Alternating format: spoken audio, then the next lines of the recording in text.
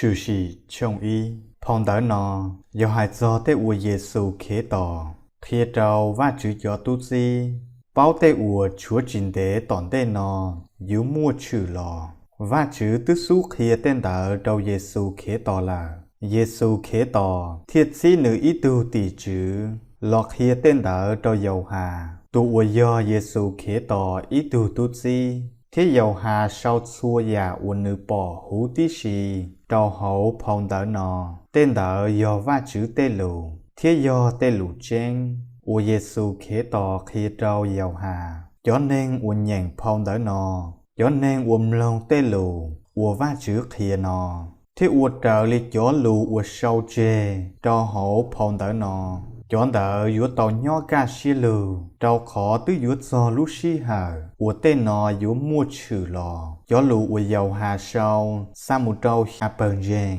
cú do dầu hà, cú sâu chán đỡ nọ xa tua, trâu xa bần rèn, ua nhớ hậu lúc xính à xìa, thó và chữ phòng công mộng trâu nè, thiết ba có nè tàu nhỏ ca xí lù, và chữ tụ ua nhỏ nì nọ, tụ ua ít chữ nhỏ thầu u lò lờ, thế do tụ ua yếu lò giá tòn đê nọ, thó cỏi xa tụ dụ pli, ua nhỏ đầu và chữ lưu dự chữ, thế Giê-xu khế tỏ, tụ ua tỉ khởi gia dàng, tụ ua do tụ tu lo, ua và chữ tứ cha sở hữu khó tua tró cá lò lờ, thế do tụ ua cá tan thò tê văn dữ hổng địa tê nọ hú tí xì, thó cỏi Giê-xu khế tỏ, tụ ua lưu bê, thiết tua thanh bê lưu cho, thiết nữ ba bê, có bê đi bê tê kế sầu, thiết nữ cha bê ua bỏ thơ, ua và chữ tụ ua do Giê-xu khế tỏ lên xí, để hâu lử, tàu công men, thó cỏi Giê-xu khế tỏ, tàu lúc chư chỉ ua chín giả ia,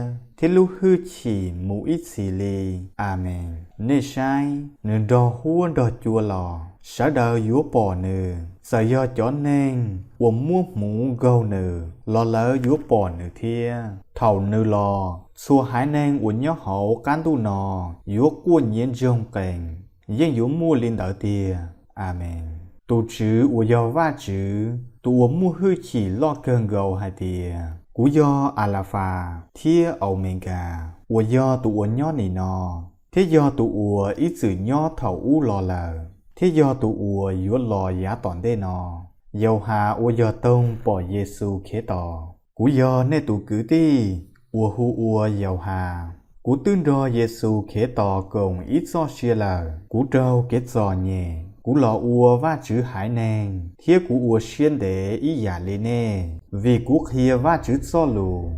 thiết tê lù trên ua Giê-xu khế tỏ khía trâu cú lờ, thiết lý mua nèng tê cú, cho một cơ trâu tỷ lúc công bỏ chữ bà màu, nụ ua do tụ chữ nụ, van chú plê, lo cá tan thò cú lu xia, cú nó ý lu xua hành đón đó trâu cú, ý giả lê lu xua hiu, đó tỏ cú cá tua, lu xua đỡ hai tìa, có yếu chủ sau tê ua có bỏ, hú tí xí chê trâu hỗn đỡ, thiết xa một trâu chó bần rèn, ua nhó hậu xa luôn đông nọ, Ephesos, Samina, Pergamo, Thyatira, Saladi, Philadelphia, thiết Laodicea, thầu cú nó lúc xuống đỡ, cú tì lo mù sai, sai do lên tư hai trâu cú sợ bỏ xa tùn dê cú, ua sơ tên nhón đỡ, nhó hậu đuôn ra xa tùn dê cú đỡ, mua ý tu rộng linh nền sở hậu, nên ná ý lúc tròn để xua nhìn ra có tờ,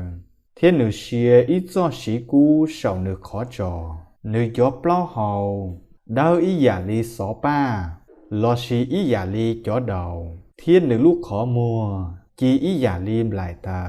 nữ sai có tờ, chỉ ý giả lý tê tông đà, ô lùa tư muôn chúa, thiết sủa tàu chỉ là, thiên nữ lúc xua, đó ý giả lý để trở chan đó, nữ sai tê xì, tố trở xa lúc nô cô, thiên mua ý tan ta o san dề, tờ hậu nữ khón châu tua, nữ lúc dê mua, chỉ ý giả lý lúc nô chỉ thầu tá sù, thầu cú bỏ thánh nữ, cú sợ chỉ linh to kia trong tờ nữ có tờ, cú rong ý giả lý tù nên của tua là,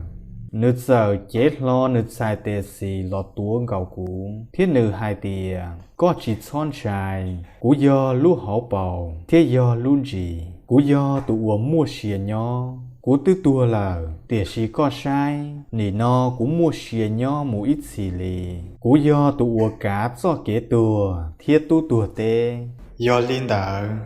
có yếu chủ sau tê uống có bỏ chỉ hai tê uống nỉ no có bỏ lò xì tê ua yếu mua lò giá tòn tê nọ cú yếu xài ra ua chỉ mua nền bao hai do xà lúc nô cú ua có bỏ nhỏ hậu cú xài tê xì thế hai do xà tụng dê cú sơ tên đỡ đâu có bao xà lúc nô cú đỡ do xà tụ tỷ chữ ua sai xà bần rền thế xà tụng dê cú sơ tên do xà bần rền